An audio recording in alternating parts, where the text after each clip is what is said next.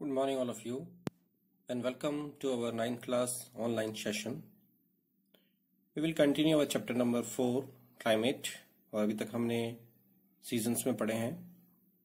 हमने winter season, summer season और advancing monsoon पढ़ लिया था. आज हम पढ़ेंगे रिट्रीटिंग और post monsoon, the transition season जो अभी चल रहा है हमारा.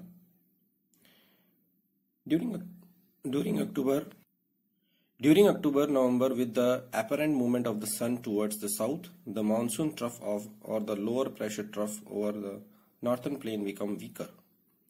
नवंबर और अक्टूबर नवंबर में जो apparent movement होता है सन का वो साउथ की तरफ होता है और इससे जो मानसून ट्रफ होते हैं वो low pressure trough north plain में वीक हो जाते हैं.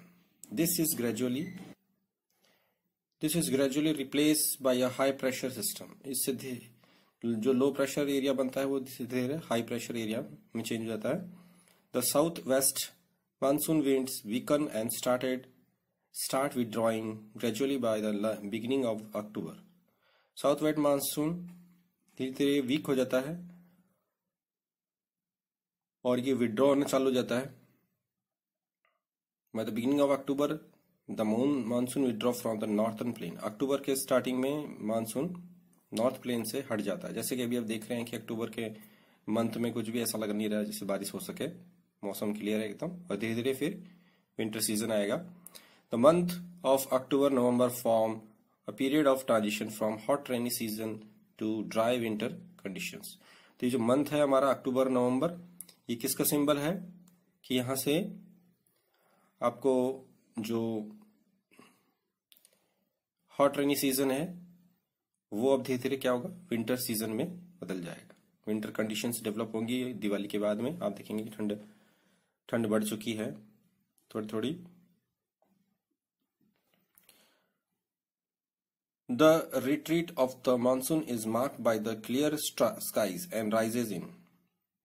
और आप देखेंगे आसमान बिल्कुल साफ रहता है. टेम्परेचर धीरे धीरे बढ़ रहा होगा. आप देख रहे हैं गर्मी हो रही है तेज. Do you know Mawsynram, the wettest place on the earth, is also reputed for its stalagmite and stalactite caves. ये मॉसिनग्राम में कह रहे हैं कि यहाँ पर केव्स भी बहुत फेमस हैं, ये stalagmite and stalactite caves. While day temperature are high, night are cool and pleasant. तभी देखेंगे आप दिन में टेम्परेचर हाई रहता है और नाइट में कूल रहेगा. The land is still moist, land फिर भी मॉइस्ट रहेगा. Owing to the condition of high temperature and humidity the weather become rather oppressive during the day.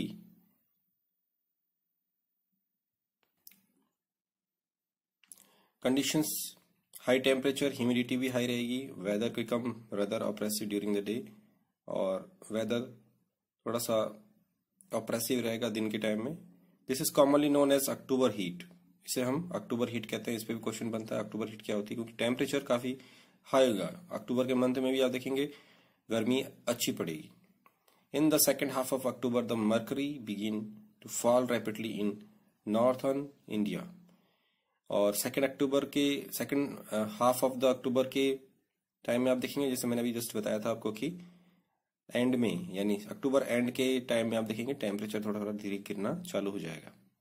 तो low pressure conditions over north western India get transfer to the Bay of Bengal by early November. तो low pressure conditions क्या हो रही हैं north western India में, बे of Bengal की तरफ early नवंबर में ट्रांसफर हो रही हैं. This shift is associate with the occurrence of cyclonic depression. और ये जो शिफ्टिंग हो रहा है ये होता है साइक्लोनिक डिप्रेशन के कारण से, which originate over the Andaman sea. और ये ओरिजिनेट होता है अंडमान सी में. The cyclone generally cross the eastern coast of India causes heavy and widespread rain. ये साइक्लोन ईस्टर्न कोस्ट को क्रॉस करता है और यहाँ पर काफी बारिश करता है. These tropical cyclones are often very destructive. ये जो ट्रॉपिकल साइक्लोन्स होते हैं काफी डिस्ट्रक्टिव होते हैं, काफी नुकसान करते हैं. Deltas of the Godavari, the Krishna and the Kaveri are frequently struck by cyclones. जो डेल्टाज हैं गोदावरी के, कृष्णा के और कावेरी के, ये इससे साइक्लोन से हिट होते हैं। Which causes great damage to life and property, इससे काफी नुकसान होता है। अभी आप देखेंगे काफी, पिछली बार भी तमिलनाडु में बहुत नुकसान हुआ था। Sometimes these cyclones arrives at the coast of Orissa, कभी कभी ये साइक्लोन्स उड़ीसा के कोस्ट पे भी आते हैं, वेस्ट बंगाल और बांग्लादेश की कोस्ट पे भी। The bulk of the rainfall of Coromandel coast is dry from depression and cyclone. तो ज्यादा जो रेनफॉल होती है कोरोमंडल कोस्ट पर, ये डिप्रेशन और साइक्लोन से ही होती है। नेक्स्ट टॉपिक है हमारा डिस्ट्रीब्यूशन ऑफ रेनफॉल, बारिश किस तरह से डिस्ट्रीब्यूट है पूरे इंडिया में। Part of western coast and northern east India receive over about 400 centimetre of rainfall annually. जो वेस्टर्न कोस्ट है, नॉर्थर्न ईस्टर्न इंडिया, ये 400 सेंटीमीटर बारिश रिसीव करता है। However it is less than 60 centimetre in western Rajasthan and adjoining part of the Gujarat. और ये कह सकते हैं हम कि जो 60% है वो बारिश, 60% से भी कम बारिश वेस्टर्न राजस्थान और से जुड़े हुए गुजरात से होती है, गुजरात में होती है, Gujarat, Haryana, Punjab. Rainfall is equally low in the interior of the Deccan प्लेटू east of the Sahyadris. Rainfall धीरे धीरे कम होता जाता है, अंदर जाए डेक्कन प्लेटू में, ईस्ट में सह्याद्रीज तक। Why do these regions receive low rainfall, ये जो रीजन्स हैं इनमें रेनफॉल कम क्यों होता है। A third area of low precipitation is around ले इन जम्मू एंड कश्मीर। जो थर्ड एरिया है जहां बारिश कम होती है वो है Jammu and Kashmir, Leh in Jammu and Kashmir. The rest of the country receive moderate rainfall. बाकी की जो बची हुई कंट्रीज के पार्ट्स हैं उनमें मॉडरेट रेनफॉल होता है। Snowfall is restricted to the Himalayan region. Himalayan region में आप देखते हैं कि स्नोफॉल भी होता है। Owing to the nature of monsoon the annual rainfall is highly variable from year to year. हम देखें तो नेचर में मानसून कैसा रहता है, एनुअल रेनफॉल हाई होता है काफी year to year. Variability is high in the region of low rainfall such as part of Rajasthan. तो देख सकते हैं आप कि जो वेरिएशंस होता है वो राजस्थान में काफी लो होता है रेनफॉल, और उसको आप ऑब्जर्व कर सकते हैं क्योंकि हम गुजरात मतलब राजस्थान में रहते हैं। तो आप इसके रेनफॉल की स्टडी करिएगा, क्योंकि मैंने पहले भी बताया था कि अरावली हिल्स से वेस्टर्न साइड में जाएंगे तो बारिश कम होगी और ईस्टर्न साइड में जाएंगे तो थोड़ी ठीक ठीक बारिश होगी। अभी भी आप चेक कर सकते हैं। Gujarat and leeward side of the western Ghat. As such, while areas of high rainfall are liable to be affected by floods, area of low rainfall are drought prone. जैसा कि आप देख सकते हैं कि बारिश के टाइम में कि जहां हाई रेनफॉल हुआ है वहां तो फ्लड्स आते हैं, और जहां लो रेनफॉल होता है वहां ड्रॉट प्रॉन एरियाज कहलाते हैं, जैसा कि इन्होंने फिगर 4.6 और 4.7 में बताया। इस मैप में देख सकते हैं रेनफॉल के बारे में बता रखा है सेंटीमीटर्स में, कहाँ ज्यादा बारिश होती है कहाँ कम होती है।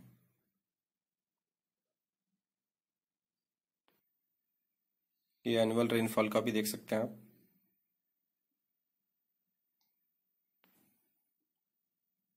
मानसून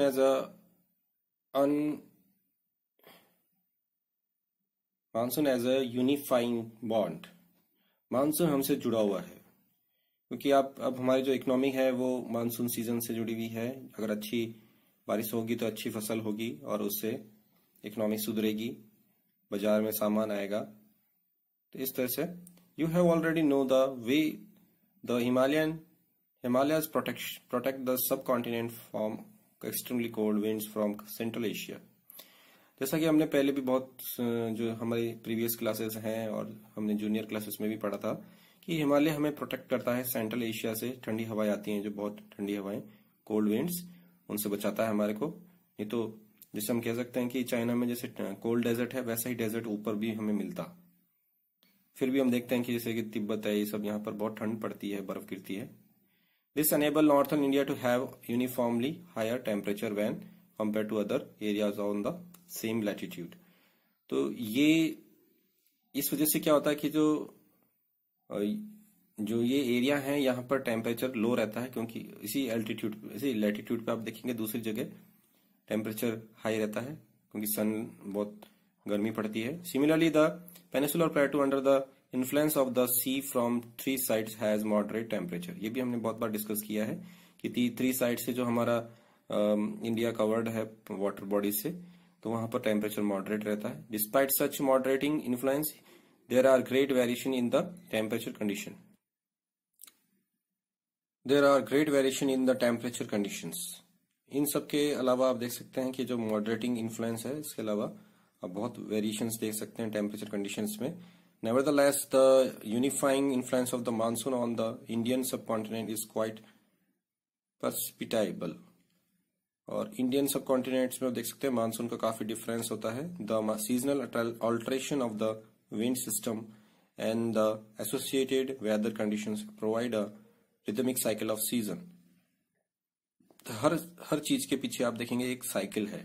जैसे विंटर सीजन लाना है तो वैसे हमें गीला होना पड़ता है, तो बारिश आती है तो उससे क्या टेम्परेचर डाउन होता है और विंटर सीजन आता है। और विंटर सीजन के बाद में जैसे जैसे हम देखते हैं कि हमें गर्मी लानी है, तो भगवान क्या करते हैं, सूरज बिल्कुल स्ट्रेट कर देते हैं। ऐसी कंडीशन नेचर ने कर रखी है जिससे स्ट्रेट पड़ता है उसकी सनलाइट अर्थ पर और टेम्परेचर राइज होता है। Even the uncertainties of rain and uneven distribution, यहाँ तक कि हम देख सकते हैं कि रेन का भी अनसर्टेनिटी है, कोई निश्चित नहीं है कि रेन कितना होगा, कब होगा, कितने टाइम पे होगा। अनइवन डिस्ट्रीब्यूशन, और इसका डिस्ट्रीब्यूशन भी अनइवन है, यानी बराबर नहीं। ये न्यूज़पेपर की कटिंग है, इससे आप देख सकते हैं कि किस तरह से चेंजेस होते हैं और बारिश के टाइम में क्या क्या हो जाता है, रेनफॉल के टाइम में।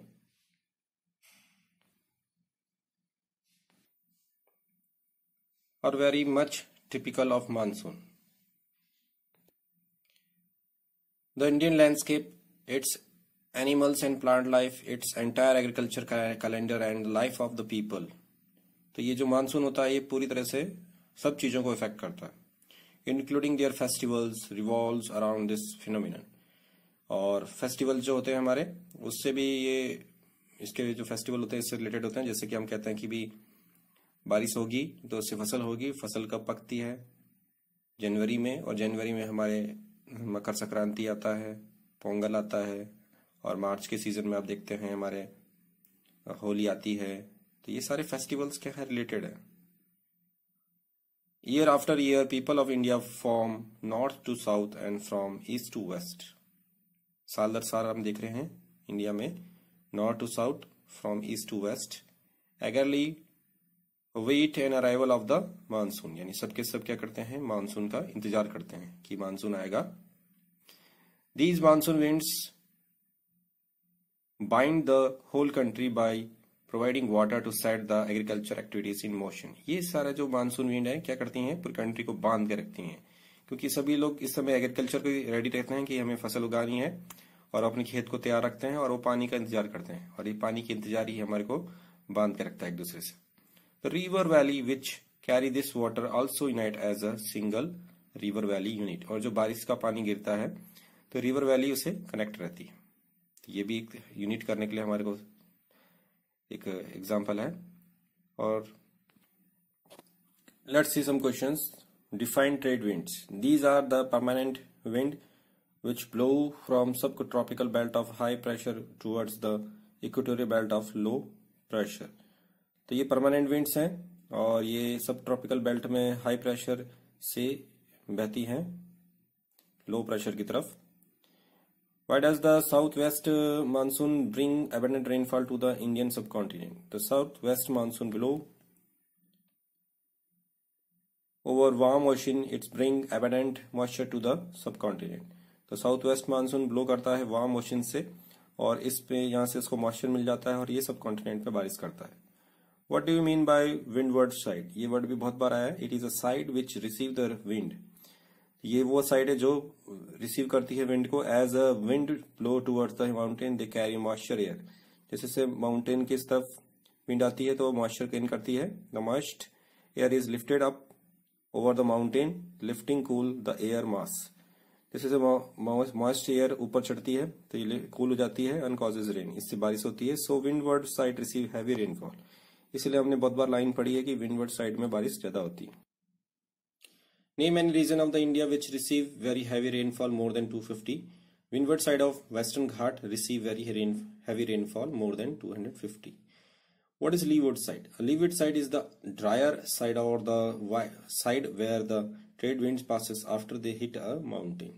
तो leeward side वो है जहाँ जो windward side से जो एयर होती है वो बारिश करके निकलती है और ये ड्राई हो जाती है. Why does windward side receive heavy rainfall? The windward side receive heavy rainfall because by the time the air mass reaches the summit, moisture of most of the moisture has been lost. Hence the leeward side will be dry and the windward side will be wetter.